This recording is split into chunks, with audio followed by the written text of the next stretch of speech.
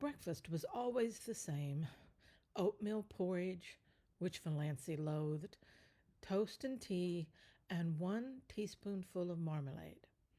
Mrs. Frederick thought 2 teaspoonsful extravagant, but that did not matter to Valancy, who hated marmalade anyway. The chilly, gloomy little dining room was chillier and gloomier than usual. The rain streamed down outside the window. Departed Stirlings in atrocious gilt frames, whiter than the pictures, glowered down from the walls, and yet Cousin Stickles wished Valancy many happy returns of the day. "Sit up straight, Doss," was all her mother said. Valancy sat up straight. She talked to her mother and Cousin Stickles of the things they always talked of. She never wondered what would happen if she tried to talk of something else. She knew, therefore she never did it. Mrs. Frederick was offended with Providence for sending a rainy day when she wanted to go to a picnic. So she ate her breakfast in a sulky silence, for which Valancy was rather grateful. But Christine Stickles whined endlessly on as usual, complaining about everything: the weather, the leak in the pantry, the price of oatmeal and butter. Valancy felt at once she had buttered her toast too lavishly. The epidemic of mumps in Deerwood. "Doss will be sure to catch them," she foreboded. "Doss will not go where she is like to catch mumps," said Mrs. Frederick shortly. Valancy had never had mumps, or whooping cough, or chicken pox, or measles, or anything she should have had. Nothing but horrible colds every winter. Doss's winter colds were a sort of tradition in the family. Nothing, it seemed, could prevent her from catching them. Mrs. Frederick and Cousin Stickles did their heroic best. One winter they kept Valancy housed up from November to May in the warm sitting room. She was not even allowed to go to church, and Valancy took cold after cold and ended up with bronchitis in June. "None of my family were ever like that," said Mrs. Frederick, implying that it must be a Stirling tendency. "The Stirlings seldom take colds," said Cousin Stickles resentfully. She had been a Stirling. "I think," said Mrs. Frederick, "that if a person makes up her mind not to have a cold, she will not have colds." So that was the trouble. It was all Valancy's own fault. But on this particular morning, Valancy's unbearable grievance was that she was called Doss. She had endured it for 29 years, and all at once she felt she could not endure it any longer. Her full name was Valancy Jane. Valancy Jane was rather terrible, but she liked Valancy, with its odd outland tang. It was always a wonder to Valancy that the Stirlings had allowed her to be so christened. She had been told that her maternal grandfather, old Amos Warnsbarrow, had chosen the name for her. Her father had tacked on the Jane by way of civilizing it, and the whole connection got out of the difficulty by nicknaming her Doss. She never got Valancy from any one but outsiders.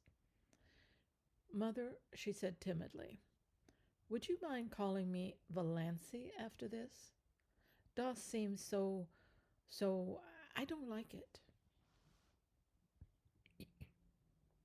Mrs. Frederick looked at her daughter in astonishment. She wore glasses with enormously strong lenses that gave her eyes a peculiarly disagreeable appearance. "What is the matter with Doss?" "It seems so childish," faltered Valancy. "Oh." Mrs. Frederick had been a Wansbarrow, and the Wansbarrow smile was not an asset. "I see.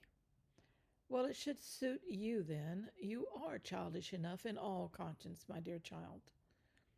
I am 29, said the dear child desperately. I wouldn't proclaim it from the housetops if I were you, dear, said Mrs. Frederick. 29. I had been married 9 years when I was 29. I was married at 17, said Cousin Stickles proudly. Valancy looked at them furtively. Mrs. Frederick, except for those terrible glasses and the hooked nose that made her look more like a parrot than a parrot itself could, was not ill-looking. At 20 she might have been quite pretty. But Cousin Stickles? And yet Christine Stickles had once been desirable in some man's eyes. Valancy felt that Cousin Stickles, with her broad, flat, wrinkled face, a mole right on the end of her dumpy nose, bristling hairs on her chin, wrinkled yellow neck, pale, protruding eyes, and thin, puckered mouth, had yet this advantage over her, this right to look down on her. And even yet Cousin Stickles was necessary to Mrs. Frederick. Valancy wondered pitifully what it would be like to be wanted by someone, needed by someone. No one in the whole world needed her, or would miss anything from her life if she dropped suddenly out of it. She was a disappointment to her mother. No one loved her. She had never so much as had a girlfriend. I haven't even a gift for friendship, she had once admitted to herself pitifully. Doss, you haven't eaten your crusts, said Mrs. Frederick rebukingly. It rained all the forenoon without cessation. Valancy pieced a quilt. Valancy hated piecing quilts, and there was no need of it. The house was full of quilts. There were 3 big chests packed with quilts in the attic. Mrs. Frederick had begun storing away quilts when Valancy was 17, and she kept on storing them, though it did not seem like that Valancy would ever need them. But Valancy must be at work, and fancy work materials were too expensive. Idleness was a cardinal sin in the Stirling household. When Valancy had been a child, she had been made to write down every night in a small, hated black notebook all the minutes she had spent in idleness that day. On Sundays, her mother made her tot them up and pray over them. On this particular forenoon of this day of destiny, Valancy spent only 10 minutes in idleness. At least Mrs. Frederick and Cousin Stickles would have called it idleness. She went to her room to get a better thimble, and she opened Thistle Harvest guiltily at random. The woods are so human, wrote John Foster, that to know them one must live with them. An occasional saunter through them, keeping to the well-trodden paths, will never admit us to their intimacy. If we wish to be friends, we must seek them out and win them by frequent, reverent visits at all hours, by morning, by noon, and by night, and at all seasons, in spring, in summer, in autumn, and winter. Otherwise, we can never really know them, and every pretense we may make to the contrary will never impose on them. They have their own effective way of keeping aliens at a distance and shutting their hearts to mere casual sightseers. It is no use to seek the woods from any motive except sheer love of them. They will find us out at once and hide all their sweet old world secrets from us. But if they know we come to them because we love them, they will be very kind to us and give us such treasures of beauty and delight as are not bought or sold in any marketplace. For the woods, when they give it all, give unstintedly, and hold nothing back from their true worshippers. We must go to them lovingly, humbly, patiently, watchfully, and we shall learn what poignant loveliness lurks in the wild places and silent intervals, lying under starshine and sunset. What cadences of unearthly music are harped on aged pine boughs, are crooned in copses of fir. What delicate savors exhale from mosses and ferns in sunny corners are on damp brooklands.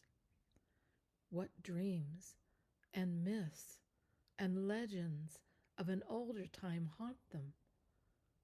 Then the immortal heart of the woods will beat against ours, and its subtle life will still into our veins and make us its own forever, so that no matter where we go or how widely we wander, we shall yet be drawn back to the forest to find our most enduring kinship.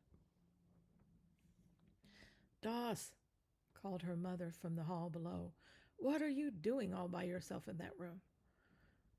Valancy dropped Thistle Harvest like a hot coal and fled downstairs to her patches. But she felt the strange exhilaration of spirit that always came momentarily to her when she dipped into one of John Foster's books. Valancy did not know much about woods, except the haunted groves of oak and pine around her blue castle. But she had always secretly hankered after them, and a Foster book about woods was the next best thing to the woods themselves. At noon it stopped raining, but the sun did not come out until 3. Then Valancy timidly said she thought she would go uptown. "What do you want to go uptown for?" demanded her mother. "I want to get a book from the library." "You got a book from the library only last week." "No, it was 4 weeks." 4 weeks? Nonsense. "Really, it was, Mother." "You are mistaken. It cannot possibly have been more than 2 weeks. I dislike contradiction, and I do not see what you want to get a book for, anyhow. You waste too much time reading." "Of what value is my time?" asked Valancy bitterly.